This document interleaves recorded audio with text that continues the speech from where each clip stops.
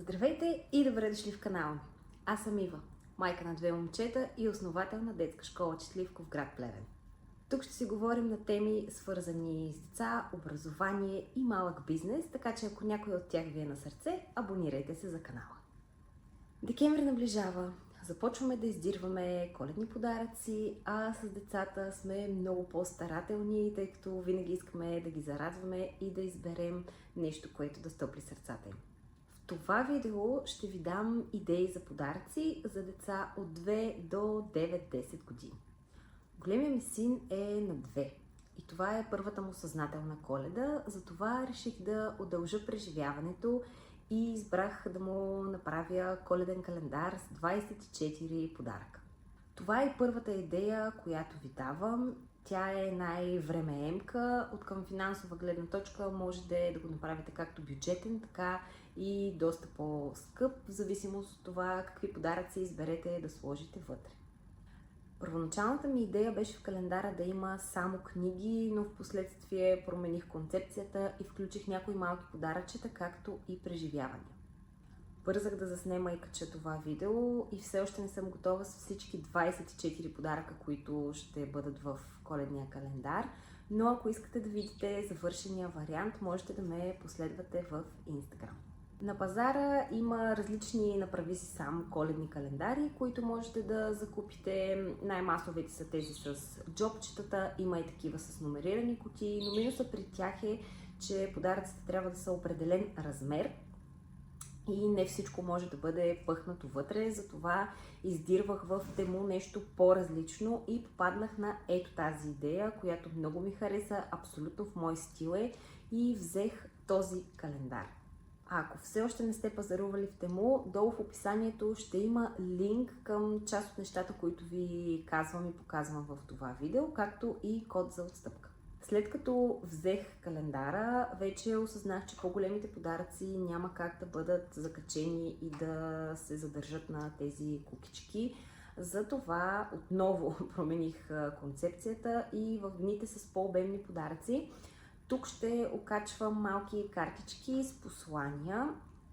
Можете да разнообразите нещата и да вкарате стихче или пък гатанка, за да познаят какъв е подаръка за съответния ден, а той ще бъде отделен на друго място. Може да го направите като лов на съкровища и да бъде скрит някъде с различни подсказки, детето да го открие.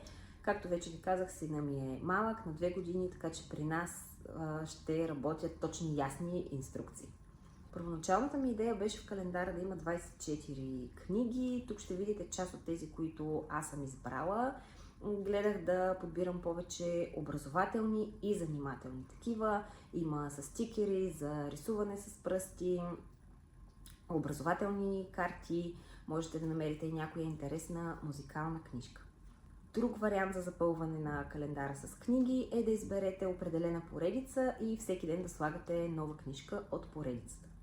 Ако пък сте подготвили голям подарък за Коледа, който носи на допълнителни аксесуари, можете тях да сложите в дните от 1 до 24 и така да завършите комплекта на подаръка. Например, детска кухня. В дните от календара можете да слагате прибори, плодове, зеленчуци, различни аксесуари, да кажем готварска шапка, престилка, има кафемашина към тези кухни. Разнообразието е огромно и можете да прецените как да разделите тези подаръчета, така че да запълните 24-те дни. Така, продължавам с другите идеи, като отново ще се завъртим около коледния календар. След това ще ви дам и още няколко идеи за по-големи и самостоятелни подаръци. Ден едно аз ще сложа ето такава коледна елха. От миналата година ги гледам. Много са интересни за малките деца. Вече ги има и в Пепко съм ги виждала. Моята е от Тему, защото я поръчах доста по-рано. Може да се пренареждат играчките много пъти. Сигурна съм, че няма да си остане с първата подредба. Ако имате по-голямо дете, можете просто да украсите заедно вашата коледна елха. В ден едно от календара да сложите някоя нова играчка или пък да направите сами различни украшения за елхата. Следващата идея е преживяване. Аз взех билети за куклен театър, но ако детето е по-голямо, можете да го заведете на кино или пък да откриете някоя интересна коледна работилница във вашия град. Сигурна съм, че през декември ще има много такива по коледните базари и най-вероятно ще можете да посетите и безплатни. Извадете забравени играчки. Тази идея е напълно безплатна и много полезна за тези от вас, които са затрупани с играчки, и ако правите ротация, можете сега да се възползвате и единия от дните да извадите забравени играчки. Ние ще извадим кутията от миналата година с коледни книжки и коледни играчки. Арт комплект.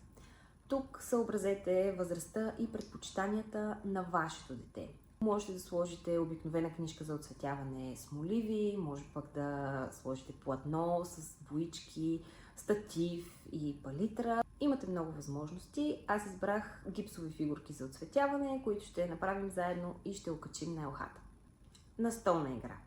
Аз избрах ето тази, която е подходяща за малки деца, но вие можете да подарите нещо за по-големи, нещо по-елементарно, като Не се сърди човече, или по-сериозна игра, като Монополи, например. На пазара вече има голямо разнообразие от настолни игри. Разгледайте и изберете нещо, което ще е интересно и на вас, и на вашето дете. Дрехи. Давам ви тази идея, тъй като можете да подарите различни неща в категорията дрехи, но все пак бъдете внимателни. Не всяко дете ще се зарадва на дрехи. Тук в календара можете да вкарате нещо, от което детето има нужда и със сигурност ще ползва, дори да не му се зарадва толкова, ще влезе в употреба. Например, зимно яке, топли бутуши. А ако просто искате да добавите нещо мъничко, може да бъде коледни чорапи или пък коледна пижама. Сега ще мина набързо през още няколко идеи, които могат да бъдат както част от календара, така и да бъдат самостоятелни подаръци. Няма да се спирам на конкретни модерни играчки в момента, тъй като само след няколко месеца вече най-вероятно няма да бъдат актуални. Конструктор. Класически подарък, винаги актуален, може да бъде магнитен конструктор, дървен, лего. Има много варианти на пазара и съм сигурна, че ще намерите нещо подходящо. Пъзел. Има такива както за малки деца, така и за по-големи. Можете да изберете книжка с пъзели вътре, малък дървен пъзел. Има и големи пъзели, които да редите цялото семейство по празниците. Отново възможностите са безкрайни.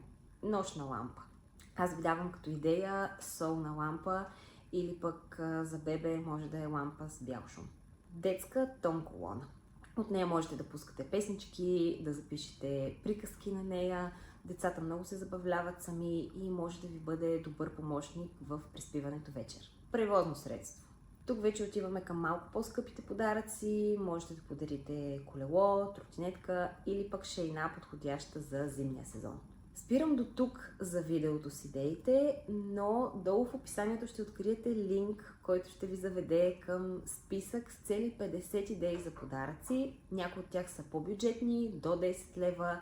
Има и повече идеи за преживявания, някои от които са дори безплатни. Вътре ще намерите и малко по-скъпи подаръци. Разнообразие за всички. Вярвам, че ще ви бъде полезен. Можете да го изтеглите от линка в описанието. Ако искате да видите и всички 24 подаръка, които съм сложила в нашия коледен календар, последвайте ме в Instagram и там от 1 декември заедно ще отваряме всеки ден. Ще използвам момента да ви дам идея за подарък за вас или за ваш приятел. Заедно с колежката ми създадохме психологически планер, който за 12 седмици ще ви помогне да се преборите с тревожността и стреса. Тези емоции изобилстват покрай празниците и ще ви бъде много полезно да започнете новата година с един планер за осъзнатост и баланс. Линк за него също ще има в описанието, както и повече информация. Благодаря ви, че гледахте видеото до края. Харесайте го, последвайте ме в Instagram, абонирайте се за този канал и ще се видим в следващото видео. Пожелавам ви весели празници! До скоро!